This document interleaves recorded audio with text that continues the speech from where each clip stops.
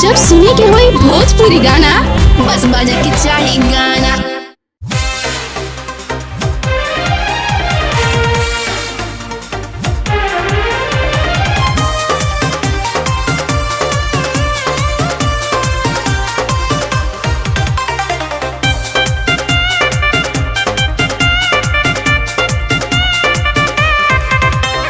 सजल बा माई के दुआरी, उमड़ल बा भीड़ बड़ी भारी। सजल बा माई के दुआरी, उमड़ल बा भीड़ बड़ी भारी। पर साल रह गईनी बहारा रे, गाँव के न देखनी दशहरा रे। अब की न जाइब बंगाल में, असो होई माई के पूजनवा आरा के पंडाल में। खूबे बाजी पवन के भजनवा छपरा के पंडाल में।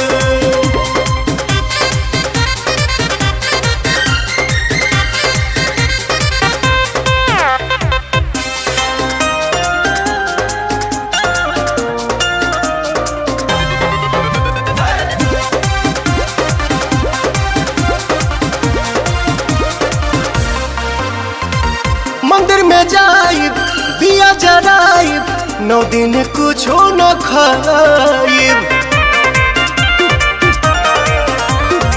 दर्शन पाइब सिरवा झुकाइब, चरण पर चुनरी चढ़ाइब।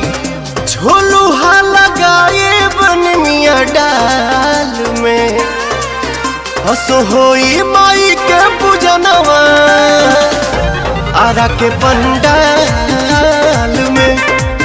खूबे बाजी पवन के भजनवा बलिया के पंडाल में।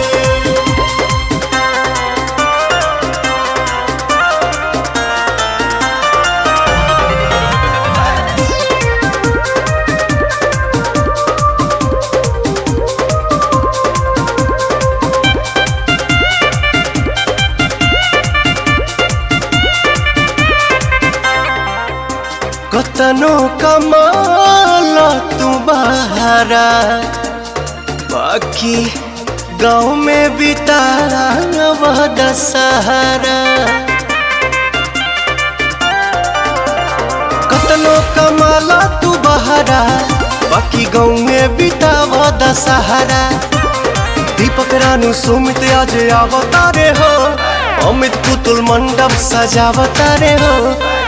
जई है छोटे बसही हर हाल में, असो होई माई के पूजनवा आरा के पंडाल में। खूबे बाजी पवन के भजनवा आवे के पंडाल में।